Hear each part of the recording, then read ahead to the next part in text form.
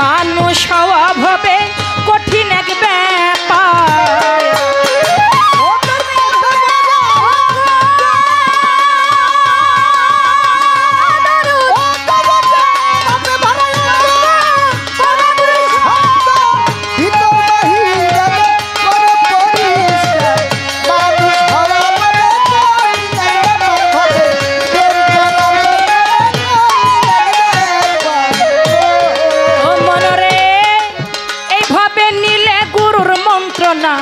দূরে যাবে যন্ত্রণা, এই দেহের আবর্জনা রবে না রে।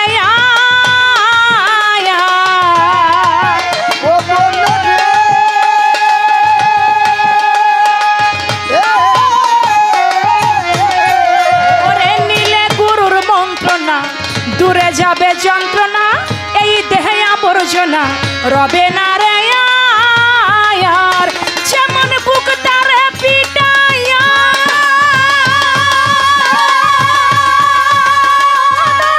বুক তারে পিটাইয়া আগুনে জ্বালাইয়া, বুক তারে পিটাইয়া আগুনে জ্বালাইয়া যতন করিয়া তারে বানায় অলংকার। মানুষ হওয়া ভবে কঠিন এক ব্যাপার ভবে, মানুষ হওয়া ভবে কঠিন এক ব্যাপার।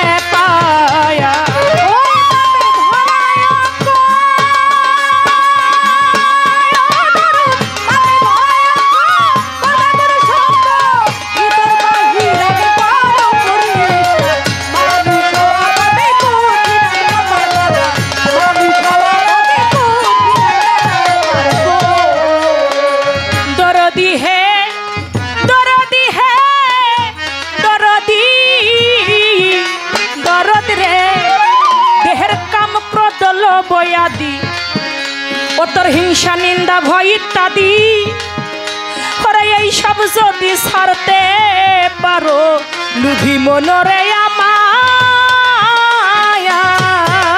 ও মনরে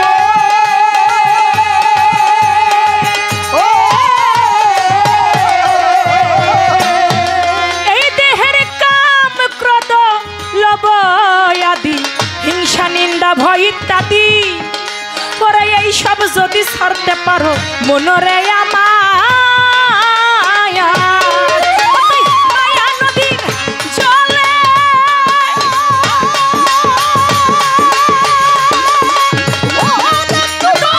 কাম নদীর জলে বাবা ঝাঁপ দিও কৌশলে,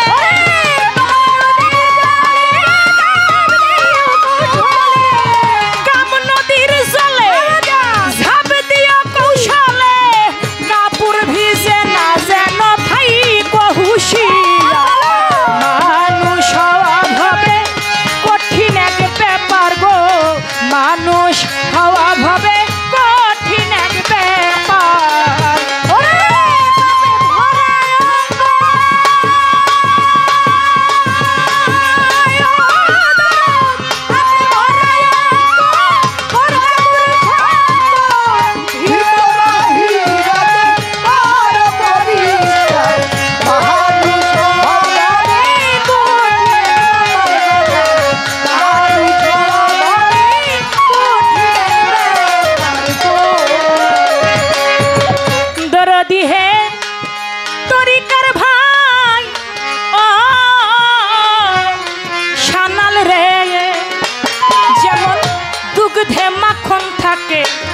কেউ না তারে দেখে মৈথনের পাকে পাকে ভেসে উঠে ছায়া।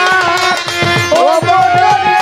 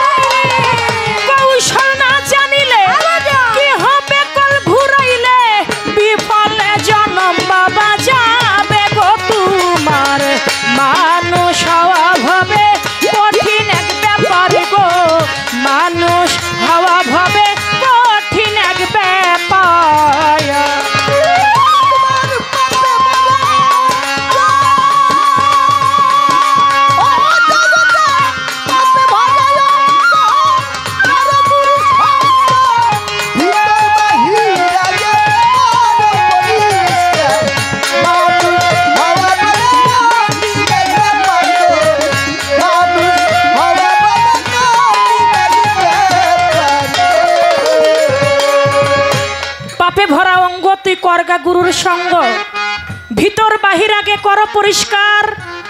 মানুষ সব হবে কঠিন এক ব্যাপার। হাত পা নিয়ে জন্ম নিলে মানুষ বলে কয় না, তারে মানুষ হইতে কয়জন পারে। তুমি যত সাধনা করো না কেন, যত ভজনা করো না কেন, প্রকৃত পক্ষে তুমি যদি একটা মানুষ হইতে না পারো, তোমার সাধন ভজনের কোনো লাভ নাই। তুমি সাধনা করলা, তুমি ভজনা করলা, কিন্তু তোমার স্বভাবটা একটা কুকুরের। তুমি সাধনা করলা, তুমি ভজনা করলা, কিন্তু তোমার স্বভাবটা একটা জানোয়ারের। তাহলে তোমার ওই সেবা, ওই সাধন, ওই ভজনে কোনোদিনও কাজে আসবে না। আগে মানুষ হইতে হবে। 2 দিন আগে দেখলাম ফেসবুক, বর্তমানে নেটের যুগ, ফেসবুকে দেখলাম আপন ভাই হয়ে ভাইয়ের চোখ উঠাই ফেলাইতেছে। স্ত্রীকে নিয়ে, ছেলে মেয়েদেরকে নিয়ে, আপন ভাই সম্পত্তির জন্য ভাই হয়ে ভাইয়ের। আচ্ছা, একবার যদি হিসেব করি আমরা দুনিয়ার বুকে কয়দিন থাকব? আমি চন্দ্রা এই মঞ্চ থেকে নামতে পারবো বাবা, এর কোনো গ্যারান্টি আছে? না না না না, এর কোনো গ্যারান্টি নাই। অথচ আমরা অল্প একটু জায়গা জমির জন্য ভাই হয়ে ভাইকে আঘাত করতেও দ্বিধাবোধ করি না। ভাই হয়ে ভাইয়ের চোখ আমরা উঠাই নিতেছি। আহারে, এর নাম কি মানুষ? এরা কি মানুষ? এরা হাত পায়ে মানুষের রূপ, কিন্তু এরা মানুষ না। স্বভাবটা ওদের জানোয়ারের চাইতে অধম। একটা বনের কুকুর আরেকটা কুকুরকে কখনো কামড়ে মেরে ফেলে না। একটা বাঘ আর একটা বাঘকে আক্রমণ করে কামড়ে মেরে ফেলে না। একটা হাতি আরেকটা হাতিকে কখনো মেরে ফেলে না। কিন্তু আমরা মানুষ হয়ে আরেকটা মানুষকে মেরে ফেলতে কখনো বুকটা কাঁপে না। এই জন্য বলেছে বাবা, আগে মানুষ হইতে হবে। তুমি ভজনা করো, সাধনা করো, তার 4 পয়সারও মূল্য নাই যদি তুমি প্রকৃত পক্ষে একজন মানুষ হইতে না পারো। মানুষ কখনো মুখে মুখে হওয়া যায় না। মানুষ হইতে গেলে আল্লাহ ওয়ালা একটা পবিত্র একটা মানুষের অন্বেষণ করতে হয়। তাই বলেছেন, দরদি হে এই দেহের ষট চক্র পঞ্চবান, প্রেম সূত্রে এটাই আন, প্রণয় সূত্রে টেনে আন, গুরু হইয়া তবে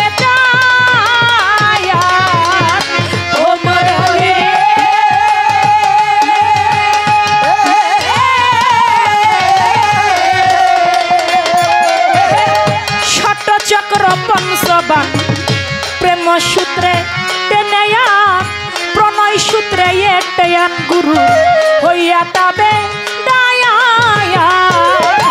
দিনহীন উকিল মুন্সি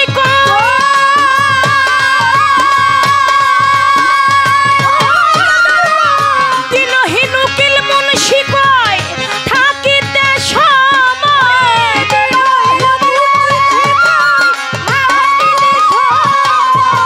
দিনহীন উকিল মুন্সি কয় থাকিতে সময়, সঞ্চয় করে নাও বাবা, দিন গেল তোমার। মানুষ হওয়া হবে কঠিন এক ব্যাপার গো, মানুষ হওয়া হবে কঠিন এক ব্যাপার।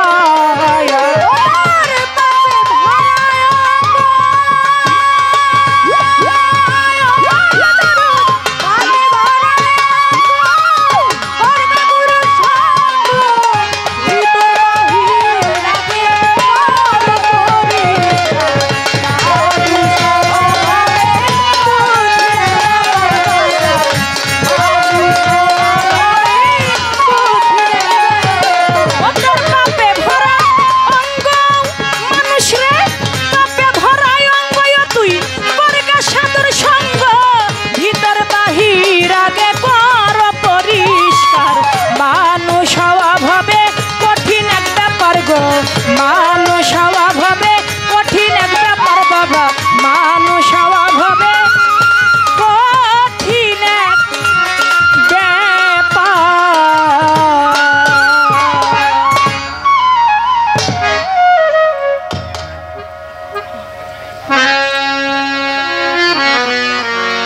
দরবার থেকে আমি সেদিকে লক্ষ্য করে আরেকটি গান আমি রেখে বসছি। ধন্যবাদ।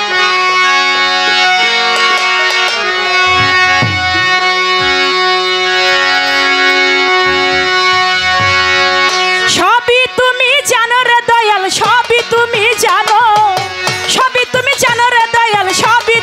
জানো তোমার লাইগা আমার এত মায়া লাগে কেন তোমার লাইগা আমার এত মায়া লাগে কেন সবই তুমি জানো রে দয়াল সবই তুমি জানো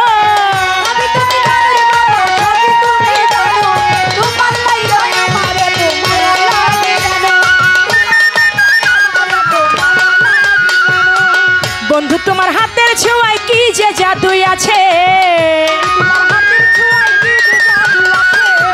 তোমার ভালোবাসায় আমায় পাগল কইরা দিছে আমার দানেশ পাগলার হাতের ছোঁয়ায় কি যে জাদু আছে তোমার ভালোবাসায় আমার পাগল কইরা দিছে বুকের মাঝে ঝড় উঠেছে বাতাস বহে ঘন এই বুকের মাঝে ঝড় উঠেছে বাতাস বহে ঘন তোমার লাইগা আমার এত মায়া লাগে কেন তোমার লাইগা আমার এত মায়া লাগে কেন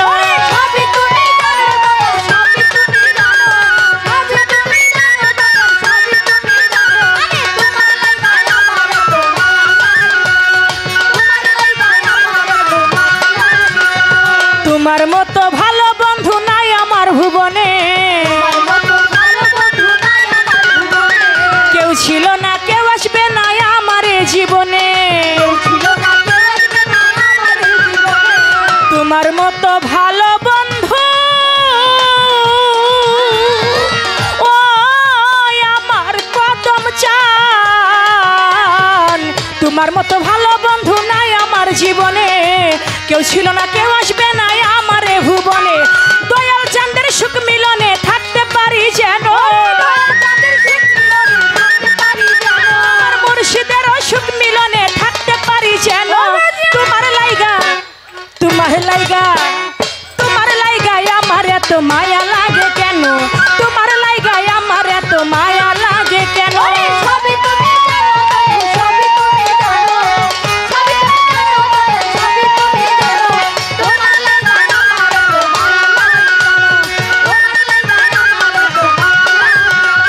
দয়াল চাঁদের মুখের কথায় কি যে জাদু আছে তোমার ভালোবাসায় আমার মন কাইরা নিছে আমার দয়াল চাঁদের মুখের কথায় ও জৈনপুরী আমার জৈনপুরীর মুখের কথায় কি যে জাদু আছে তোমার ভালোবাসায় আমায় পাগল কইরা নিছে এই বুকের মাঝে ঝড় উঠেছে বাতাস বহে ঘন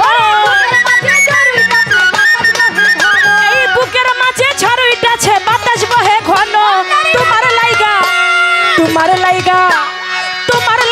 আমার এত মায়া লাগে কেন তোমার লাইগা আমার এত মায়া লাগে কেন সবই তুমি জানো সবই তুমি জানো সবই তুমি জানো সবই তুমি জানো তোমার লাইগা আমার এত কদম চান তোমার মতো ভালো বন্ধু নাই আমার ভুবনে কেউ ছিল না কেউ আসবে না আমার জীবনে তোমার মতো ভালো বন্ধু ও করিম চান করিম সারে তোমার মতো ভালো বন্ধু নাই আমার জীবনে কেউ ছিল না কেউ আসবে না আমার ভুবনে দয়াল তোমার সুখ মিলনে থাকতে পারি যেন আমার দয়াল চাঁদের সুখ মিলনে থাকতে পারি যেন তোমার লাইগা আমার এত মায়া লাগে কেন তোমার লাইগা আমার এত মায়া লাগে কেন সবই তুমি জানো বাবা সবই তুমি জানো সবই তুমি জানো বাবা সবই তুমি জানো তোমার লাইগা আমার এত মায়া লাগে কেন তোমার লাইগা আমার এত মায়া লাগে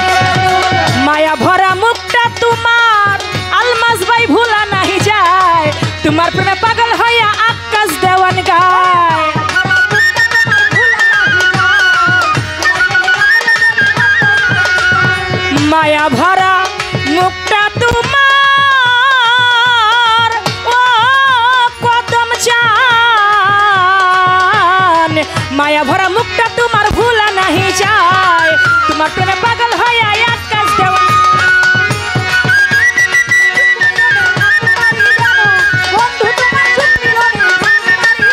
ওরে মায়া ভরা মুখটা তোমার ভুলা নাহি যায় তোমার প্রেমে পাগল হয়ে আকাশ দেওয়ান গায়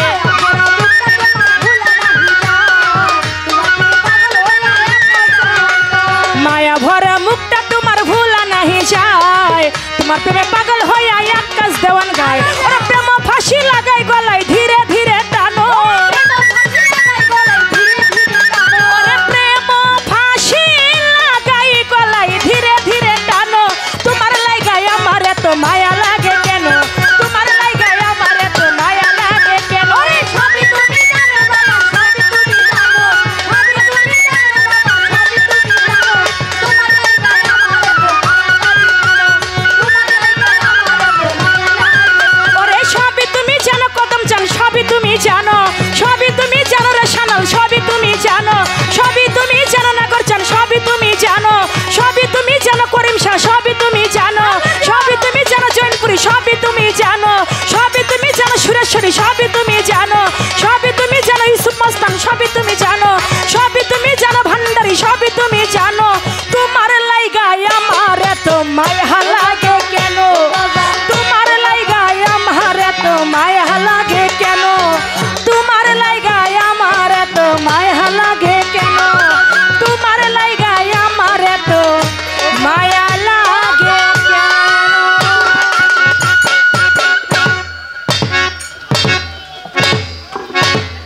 কেন কথা আমার কাছে কিন্তু দুইটা প্রশ্ন রাখছে মনে আছে আপনাদের আমি গান করেছিলাম আমার গানের পেছনে একটি গান করলেন ও তোর পাপে ভরা অঙ্গ আগে করো সাধুর সঙ্গ বাহির ভিতর আগে করো পরিষ্কার প্রেম করা কিভাবে বা মানুষ হওয়া কিভাবে সহজ ব্যাপার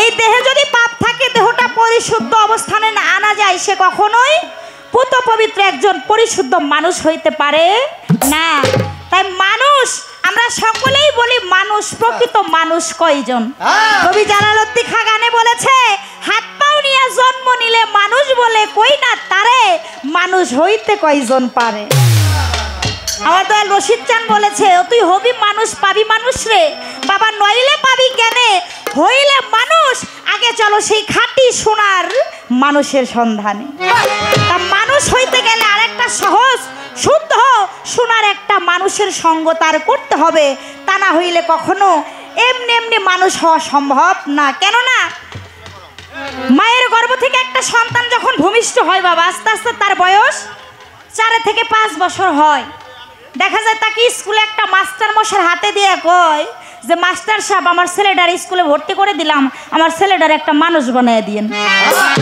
কি বলে কি না বলে না কেন বলে সে মায়ের গর্ভে থেকে তো মানুষই জন্ম নিচ্ছে তাহলে বোঝা যাবে পূর্ণাঙ্গ মানুষ হওয়ার ভেতরে আরো কিছু ব্যাপার স্যাপার আছে তদ্রূপ একটা মানুষ যখন আস্তে আস্তে 12 বছরে পরিপূর্ণ হয় দেখা যায় বাবা মা যদি তরিকপন্থী হয় কামেলে মোকাম্মেল আমার জৈনপুরীর কাছে আমার সানাল চাঁদের কাছে আমার আফাসার কাছে আমার কদম ফকিরের কাছে নিয়া যায় কয় দয়াল মোর্শেদ আমার ছেলেটাকে আপনার চরণে বিনামূল্যে বিক্রি করে দিলাম আমার ছেলেটাকে একটা আপনি সহজ মানুষ বানিয়ে দিন কেন বলে কারো হাত পাও নিয়ে জন্ম নিলেই মানুষ হওয়া যায় না মানুষ হইতে গেলে আরেকটা সহজ সরল মানুষের সঙ্গ করে নিজের খারাপ স্বভাব ওই মুর্শিদের চরণে ঢেলে দিয়ে দয়ালের সুস্বভাব নিজের অঙ্গে ধারণ করে ওই মুর্শিদ রঙ্গে যে রঞ্জিত হইতে পারে সেই তো সহজ সরল মানুষ হইতে পারে তাই সেখান থেকে একটা মানুষ ভজলে মানুষ হওয়া যায় পদকর্তা লালন সাইজি তার কালামে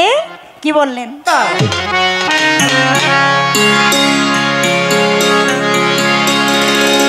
মানুষ ছাড়া খেপারে তুই ভুল হারাবি মানুষ ছাড়া খেপারে তুই ভুল হারাবি মানুষ ভজলে সোনার মানুষ হবি একজন মানুষ ভজলে সোনার মানুষ হবি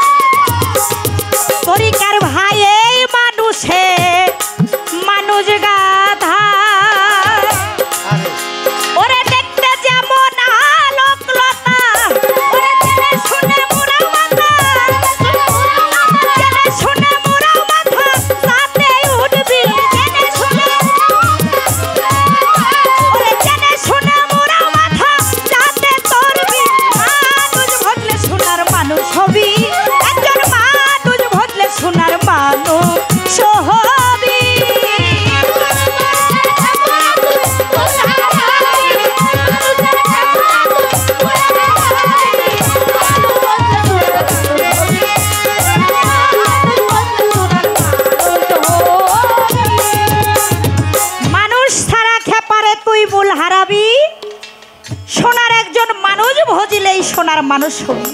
সে কোন মানুষ? সেই মহামানুষ। কেননা পবিত্র কোরআনে আসছে, হাদিসে আসছে, যিনি নাকি আমিত্ব সত্তা গুরুর চরণে বিলুপ্ত করে সে কামেলে মোকাম্মেল মুর্শিদ হয়েছেন, অর্থাৎ দেখা যায় তিনি সেপাতি সত্তায় জাত সত্তায় পৌঁছে গেছেন। সেই মোহমুক্ত একজন সোনার মানুষ, সেই মানুষের চরণ স্পর্শে গেলে নিজের আমিত্ব সত্তা তার চরণে বিলুপ্ত করে দিতে পারলে তার সাথে তার দর্শনে পরশনে সহব্বতে মোহব্বতে গেলে সেও একটা সোনার মানুষে পরিণত হয়। কেননা দেখবেন শেওড়া গাছ যদি চন্দনের সাথে চন্দন গাছের পরশ পায়, ওই চন্দন গাছের সুপরশে শেওড়াও চন্দনে পরিণত হয়ে যায়। তদ্রূপ একটা পাপিষ্ট মানুষ যদি পরিশুদ্ধ একজন কামেল মোকাম্মেল মুর্শিদের চরণে সহবতে মহব্বতে যায়, সেই সোনার মানুষের সুপরশে দেখা যায় এই পাপী দেহটা ধন্য হয়ে যেতে পারে। বিশ্বের বিশাল বড় মাওলানা জালালউদ্দিন রুমি পারস্যর কবি, তিনি মস্তবি শরীফে বলেছেন, হে মানুষ, ভজন ক্ষেত্রে গুরুর চরণে ভজন মার্গে দুনিয়ার জগতে যদি কিছু না হতে পারো, তবে নিজেকে মনে মনে পথের ধুলা বানাইয়া দাও। আর সেই পথ মধ্য দিয়ে ওই ধুলার উপর দিয়ে যদি কোনো সাধু, মহাজ্ঞানী, মহামানুষ, সহজ মানুষ, সোনার মানুষ হেঁটে যায়, তার সুপরশে তোমার এই পাপ দেহটা ধন্য হয়ে যেতে পারে। তাহলে সোনার মানুষ হইতে চাইলে সোনার মানুষের সঙ্গ তার করতে হবে। এইবার আমার কাছে একটি প্রশ্ন করে গেছে, আমি গান করেছিলাম ভাষা মুখস্থ জ্ঞানে সাধন ভজন হবে কেন? বস্তুনিষ্ঠ বাস্তবের দরকার, পাগল মন আমার, সাধন ভজন কঠিন এক ব্যাপার। সত্য সাধন করবি যদি মুর্শিদ ভজনের অবধি পইরা থাকো চরণে তাহার, তার রহমতের দ্বার খুলিবে, 3 সাগরের পারে নিবে, শুদ্ধ একটা গোসল করাইবা। এখান থেকে আমার গানের থেকে পয়েন্ট ধরেছে, শুদ্ধ গোসল যখন হবে 3 সাগরের পারে নিবে, মধু খাবি বৈশাবে সমান। এখানে সে জানতে চায় 3টা সাগর, এই সাগর কোথায়, কিভাবে সেই সাগরের দর্শন পাওয়া যাবে, বা সেই সাগরে কিভাবে গোসল করা যাবে। উলহিয়াত, আবু হায়াত, রবুবিয়াত, এই যে 3টা সাগর, এটা কোথায় আছে? আমার এই দেহের মধ্যে আছে। দূরে তল্লাশি করতে হবে না। এই যে 3টা সাগর গুরুর চরণ স্পর্শে যায়া দয়ালে যখন এই 3টা সাগরের সন্ধান দিয়ে দিবে, আর গুরুর কাছে কর্ম করে এই 3টা সাগরে সেই শুদ্ধ গোসল যে করতে পারে, তার এই জীবনে আর আসা যাওয়ার ডর ভয় থাকে না। এই 3 সাগরের সন্ধান আমি বলে দিলাম, মানব দেহে কোথায় আছে সেটা গুরুর কাছে একান্তে গিয়ে সেটা সন্ধান করে সাধন করতে হবে। গেল একটা প্রশ্নের কথা, আর একটা প্রশ্ন রেখেছে, গুরুর কাছে মন্ত্র নিয়ে আল্লাহকে ধন কর, যদিও কোরআনে তা বলছে কয়েকবার। আল্লাহ তার বান্দার কাছে ধন কর্জ চাইছে। আল্লাহ কইছে, হে বান্দা, আমাকে তোমরা ধন কর্জ দাও, 1 গুণ যদি আমাকে দাও, তার পরিবর্তে আমি 10 গুণ তোমাদেরকে ফেরত দিব। সবাই জোরে জোরে বলেন সুবহানাল্লাহ। তাহলে এই যে কর্জে হাসানা, এই কর্জে হাসানাটা কি? যেটা 1 গুণ দিলে পরবর্তীতে মাওলা পাক তার বান্দাকে 10 গুণে দেখা যায় পরিপূর্ণতা করে দেয়। সেটা কি কর্জে হাসানা? সেটা তার বান্দার কাছেই চায়। কেন যায়? সেটা 1 ফোঁটা মাত্র পানি। বাবা এবং মা যখন রণাঙ্গনে যায়, দেখা যায় মায়ের রজে বীজে মিলিত হয়ে বাবা 1 ফোঁটা পানি মায়ের কুলকুণ্ডলিতে ঢেলে দেয়। সেখান থেকে মায়ের রেহেমে গিয়া দেখা যায় 10 মাস 10 দিন পরে হাতের জায়গায় হাত, পায়ের জায়গায় পা, চোখের জায়গায় চোখ, নাকের জায়গায় নাক, কানের জায়গায় কান, মাথার জায়গায় মাথা, অর্থাৎ 10 ইন্দ্রিয় নিয়ে মাথা থেকে পা পর্যন্ত সুন্দর একটা মানব দেহ নিয়ে চন্দ্রা সরকারের দুনিয়ার উপরে আইসা স্টেজে দাঁড়িয়ে বাবাই গিয়ে চন্দ্রা সরকারে বানাই দিছিল নাকি? 1 ফোঁটা পানি দিছিল। এই যে 1 ফোঁটা পানি আল্লাহ কর্জ চাইছে বান্দার কাছে, আর এর বিনিময়ে সময় আল্লাহ তাকে 10 ইন্দ্রিয় দিয়ে পূর্ণাঙ্গ করে একটা মানুষ বানায়া দুনিয়ার ভেতরে পাঠায়। এই কর্জ হাসানাটা আল্লাহ চেয়েছে যে আমাকে 1 গুণ দাও, বিনিময়ে আমি 10 গুণ তোমাদেরকে দিব। এটাই ছিল তার কথা, আমি এখানে জবাব করলাম।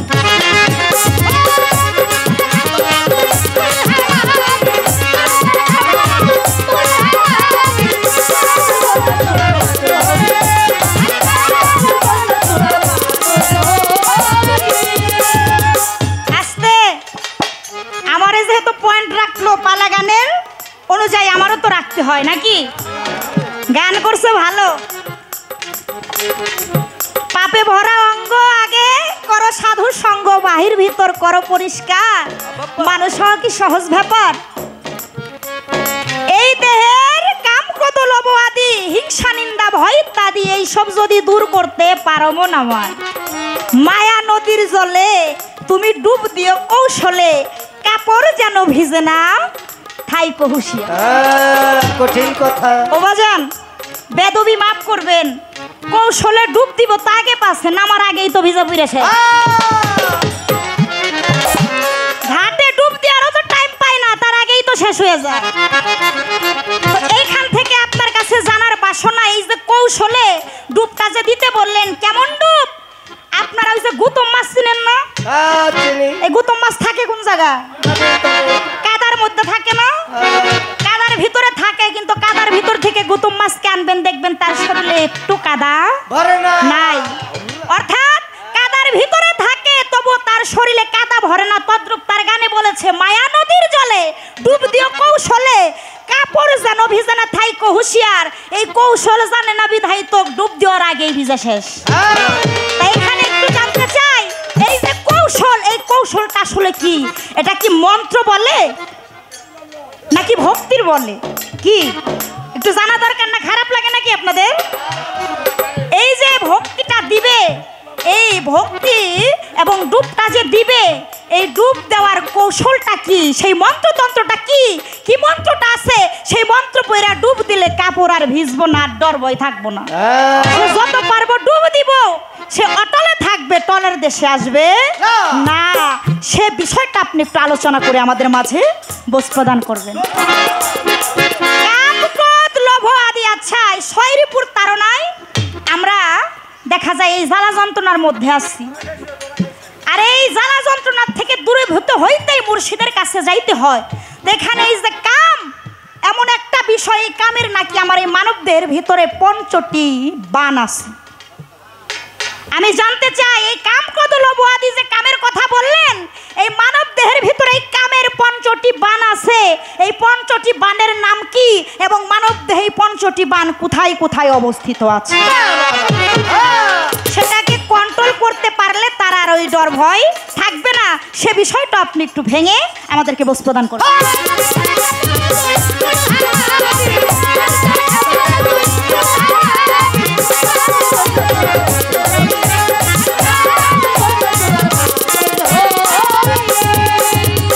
দরদিরে মানুষ ছাড়া মন রে আমার, ও তুই দেখবি রে সবই অন্ধকার, মানুষ ছাড়া মন রে আমার, ওরে দেখবি রে সব অন্ধকার, লালন বলে মানুষ আকার,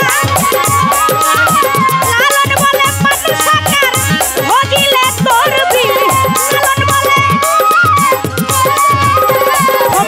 লালন বলে মানুষ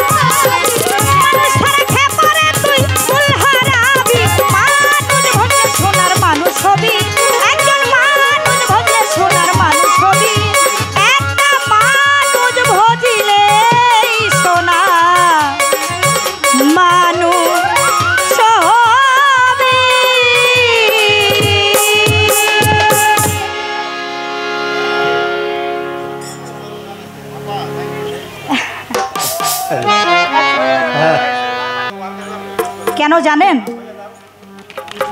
কবি গান লেখে কখন কোন হালাতে কবি তার ভাবে থেকে লেখে আর ওই গানের কথাগুলো যদি কোনো কাঙাল দুঃখী ব্যক্তির জীবনের সাথে একবার মিলে যায় সে ওই জায়গায় আর ঠিক থাকতে পারে না। ওই গানের কথাগুলো যখন কানে শুনে তার ভিতরে উলহিয়াত দরিয়ায় যায় ধাক্কা লাগে আর তখন নিজের অজান্তেই নয়ন বাড়ি দুই চোখ দিয়ে ঝরতে থাকে। বাড়ি ছাড়া গ্রাম হয় না, দুঃখ বেদনা যন্ত্রণা ছাড়া এই জগতে কোনো মানুষ হয় না রে। হয়তো এক একজনের ব্যথা এক এক রকম, আমরা কেউ হারিয়ে কাঁদি আবার কেউ হারানোর ভয়ে কাঁদি।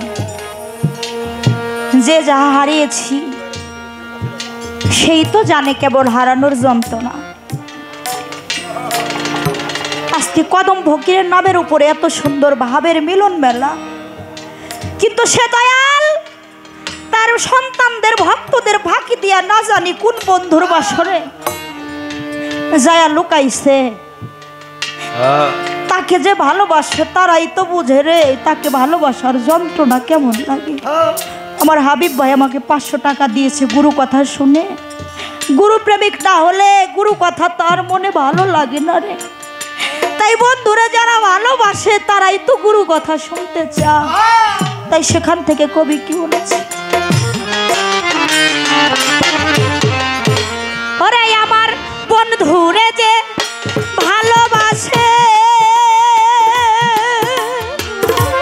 ওরে আমার কদম চাঁদরে যে ভালো রে বাসে, দুষ থাকে না আগে রে পিছে, পুইরা দেহ কইরা সে আঙ্গেরা রে বাজা, পুইরা দেহ কইরা সে আঙ্গেরা নগরবাসীরা, যে পুরেছে কদম চাঁদের পুরা, যে পুইরাছে কদম চাঁদের পুরা নগরবাসীরা, যে পুরেছে কদম চাঁদের পুরা।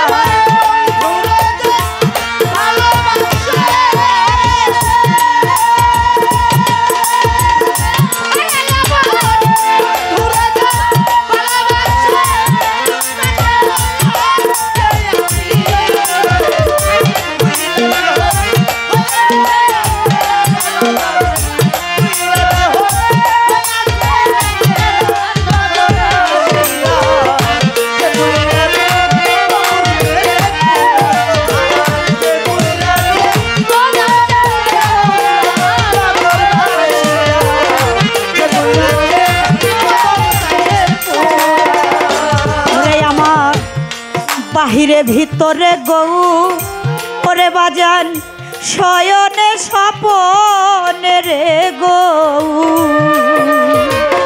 বুঝে না সে কদম চান রে সারা,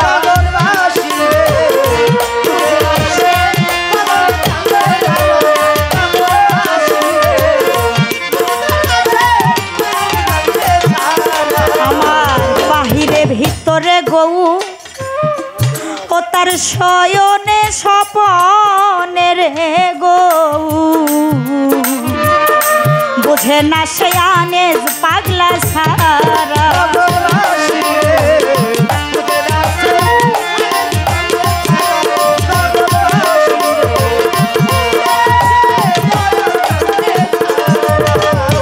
ভালো মন্দ দুইটা সমান,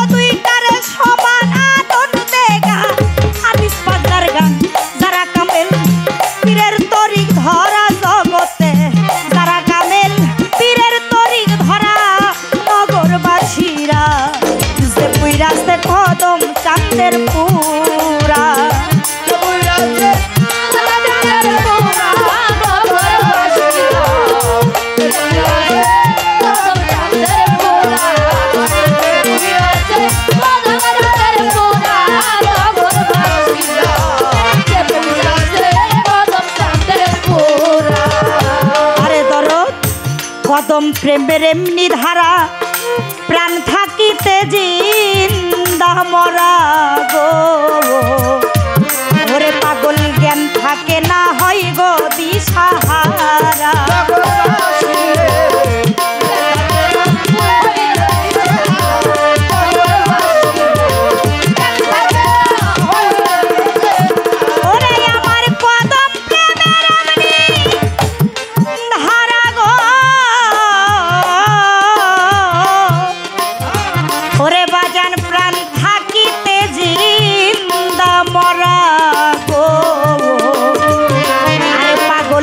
থাকে না হয় গো দিশে হারা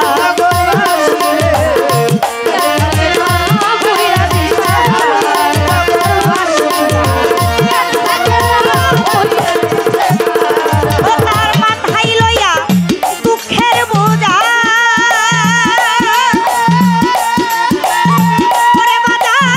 মাথায় লইয়া দুঃখের বোঝা করতেছে কদম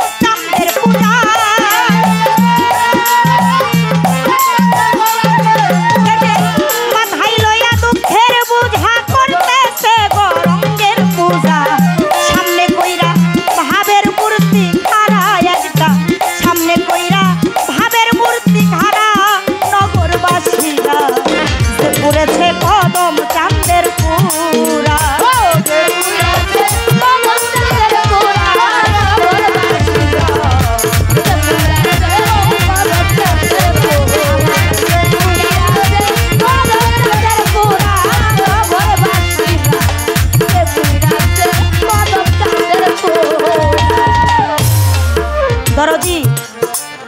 আমার বন্ধুরা যে ভালোবাসে তার দোষ থাকে না আগে পিছে পুইরা দেহ কইরা সে আঙ্গেরা নগরবাসীরা যে পুড়েছে গৌর প্রেমের পুরা আমার মিরাজ খালাসি দরদি তার প্রতি সালাম রাখছি আব্বাস পাগলা দরদির প্রতি সালাম ও বাজান মুর্শিদ প্রেমের ঘাও যার অন্তরে নাই সে ওই প্রেমের বেদনা বোঝে না এই দুনিয়ার বুকে ছোট্ট 2 মিনিট একটু কথা বলি দরদি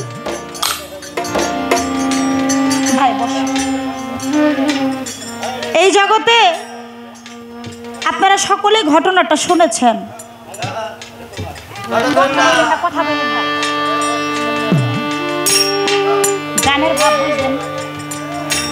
আমার শিবলি রহমতুল্লাহ আলাইহি তার একটা ভক্ত ছিল নাম কাশেম আমার শিবলি রহমতুল্লাহ আলাইহি এইভাবে দরবারে তরিকতে ভক্তদের নিয়ে আলাপ আলোচনা করতে আসে একটা পর্যায়ে বলে হে ভক্তরা তোমরা গুরু দরবারে আসছো গুরু কর্ম করো এত কিছু করো যেই আল্লাহর জন্য মালিককে পাওয়ার জন্য এত কিছু করতেছো সেই খোদাকে কি তোমরা কখনো দেখেছো কোনো ভক্ত কথা বলেন না যে দয়াল কি বলে আল্লাহ হইল নিরাকার আল্লাহকে কি কখনো দেখা যায় দেখা যায় না এতগুলা ভক্তের ভিতরে এসে কাশেম 2 হাত জোর করে দাঁড়াইয়া বলে দয়া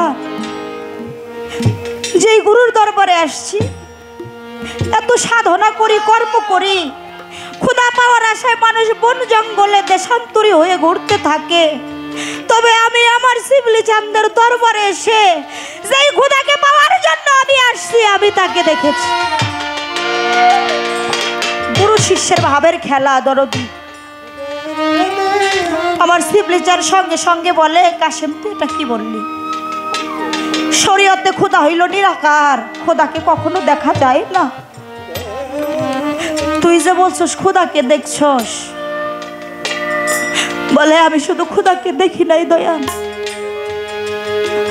আমি আমার খোদাকে নিজের হাতে গোসল করাইয়া দিছি আমি আমার খোদার হাত পাও নিজের হাতে টিপে দিছি আমি নিজ হাতে আমার খোদার ওই বুকে আমি খাবার তুলে দিছি আমি তার মাথায় হাত বুলাইয়া তাকে নিদ্রা যাপন করাইছি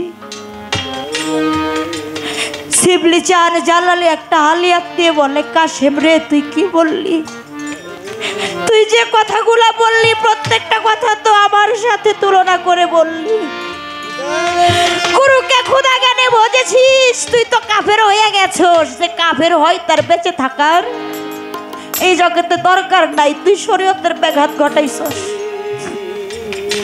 অন্যান্য ভক্তদের ডাইকে বললে তোরা কাশেমের হাত পাও বাইন্ধে বস্তার মধ্যে বহিরা হয়ে পিজলা নদীতে ফেলে দে।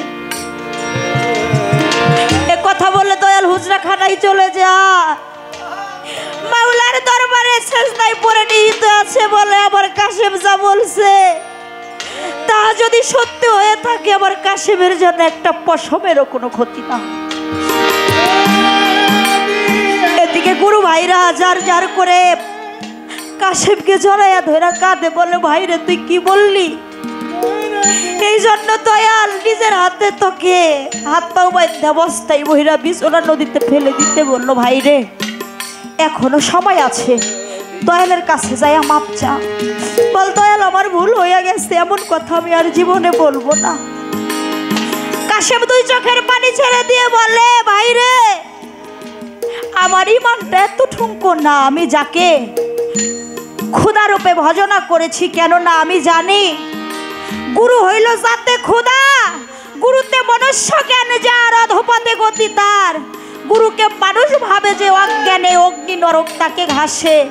গুরু কখনো মানুষ না, গুরু কোনো ব্যক্তি না, গুরু হইল শক্তি। আর এই শক্তির রূপ যে একবার দর্শন করেছে তার খোদা রূপ দর্শন করা হয়ে গেছে। আমি এ কথা কখনোই বলতে পারবো না। এতে যদি আমার জীবন চলে যায়, আমি আমার ওই খোদার রূপ দর্শন করতে করতে যেন আমার প্রাণ পাখিটা চির বিদায় দেয়। বলে ও ভাই তাহলে তুই এক কাজ কর, তুই জায়গা থেকে পালাইয়া যা। তাইলে আমরা বলবো যে কাশেম পালাইয়া গেছে, তাও তো অন্তত নিজের তরিকার ভাইরে নিজ হাতে মেরে ফেলতে পারবো না। শুনেছি আপন ভাই মরলে সম্পত্তির ভাগী হয়, আর তরিকার ভাই হয় নিদানকালের সাথী। ও ভাই আমরা তো তোর এই নিদানের সাথী হইতে পারবো না রে, গুরুর হুকুম হইল ফরজে আয়। বলে ভাই রে গুরুর হুকুম যদি ফরজান হয়ে থাকে, এটা যদি মানো, তাইলে দয়াল যা হুকুম দিছে তাহাই তোমরা করো। তরিকার ভাইরা কাঁদে আর হাত পাও বাইন্ধে বস্তার ভিতরে ভরে। বস্তার ভিতরে যখন ভরে কাঁদতে কাঁদতে অঝরে নদীর ধারে নিয়ে নদীর পানিতে যখন ছেড়ে দেয়, এদিকে তো আমার শিবলি চান সেজদায় মোহিত মালিককে ডাকতেছে যে আমার ভক্ত আমাকে যেই রূপে বিশ্বাস করেছে মাবুদ রে, আমার ভক্তের যেন একটা পশমের কোনো ক্ষতি না হয়। ও আমার কদম চান, ও আমার আপাস্য, আমার সানাল চান, তোমরা আমার ভক্তকে তেই ঘাড়াই। গুরু ভাইরা নদীর ধারে ছেড়ে দেয়, কাশেম একটু ভাসে একটু ডুবে। বস্তার ভেতরে থাইকা কাশেম বলে আমার শিবলি চান রে, আমি তো তোমায় খোদা জ্ঞানে ওই রূপে ভজনা করেছি। আমার বিশ্বাস যদি সঠিক হয় এই ঘোর নিধানে আমি তোমায় ডাকতেছি বান্ধব, তুমি এসে আমায় সারা দাও।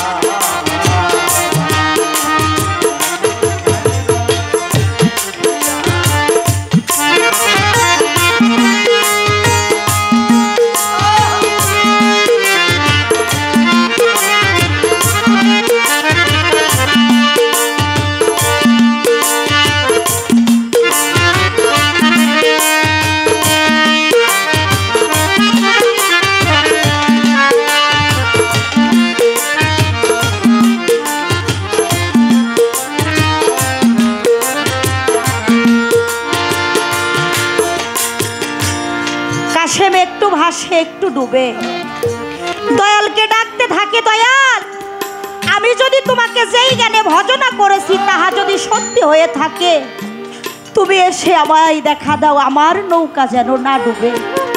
দয়ালকে যারা ভালোবাসে রে, বিশ্বাস করে, তার তরি কখনোই ডুবে না।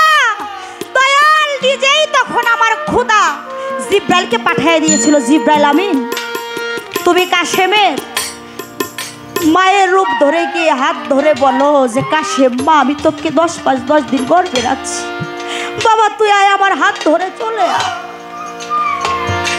জিব্রাইল আমিন মালিকের হুকুম পায়া মায়ের রূপ ধরে গিয়ে ডাকে, বলে বাবা কাশেম আমি তোকে 10 মাস 10 দিন না গর্ভে ধারণ করেছি, বাবা আমি তোকে ডাকছি, বাবা তুই আয় আমার হাত ধরে ছুটে আয়। বলে না মা তুমি আমাকে 10 মাস 10 দিন ধারণ করেছো, আমি তোমার কাছে ঋণী, কিন্তু এই হাতের উপরে হাত দিয়ে আমি সব কিছু বিক্রি করে দিই না, তাই আমি তোমার এই হাত ধরে যাইতে পারবো না। জিব্রাইল আমিন কাশেমের বাবার রূপ ধরে বলে আমি তোকে জন্ম দিছি, নিজে না খাইয়া তোরে খাওয়াইছি, কত কষ্ট করে লালন পালন করছি, বাবা তুই আমার হাত ধরে একটা বারের জন্য উঠে আ। বলে বাবা আমি তোমার কাছে ঋণী, তুমি কত কষ্ট করে আমাকে বড় করছো লালন পালন করছো, কিন্তু আমি তোমার এই হাতের উপরে হাত দিয়ে আমার এই দেহটাকে আমি বিনামূল্যে বিকাইয়া দেই না, তাই আমি চাইতে পারবো না। তখন আমার স্বয়ং খোদা তার গুরুরূপ শিবলি চাঁদের রূপ ধরে কাশেমকে ওই বিজলা নদী থেকে উদ্ধার করে বুকে টেনে নেয়। তাই ওই রকম বিশ্বাস যদি কোনো ভক্ত দয়ালকে করতে পারে বাবা, তার ভরা কখনোই ডুবে না রে। হাজার হাজার শত শত মাইল দূরে থেকেও গুরু সেই ভক্তকে উদ্ধার করতে থাকে। তাই তো বলেছে বাজান সদাই থাকে প্রেমানন্দে, ওরে কারো যায় আসে না ভালো মন্দে গো। আমার বাজান রশিদ সরকার ওই ভাবের এক মরা,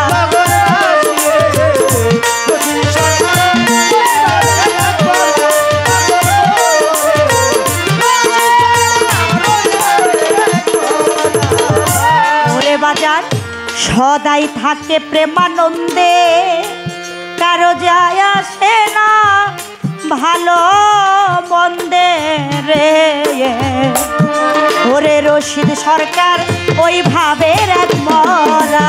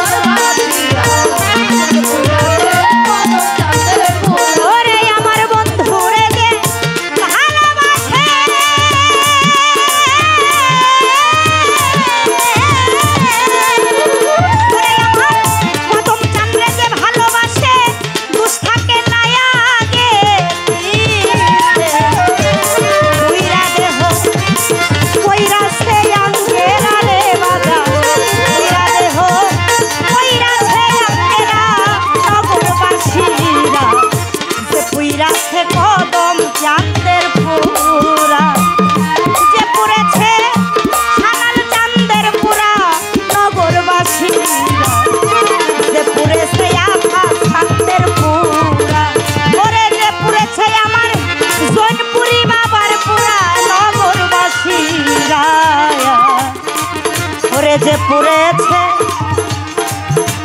আমারই সুবালি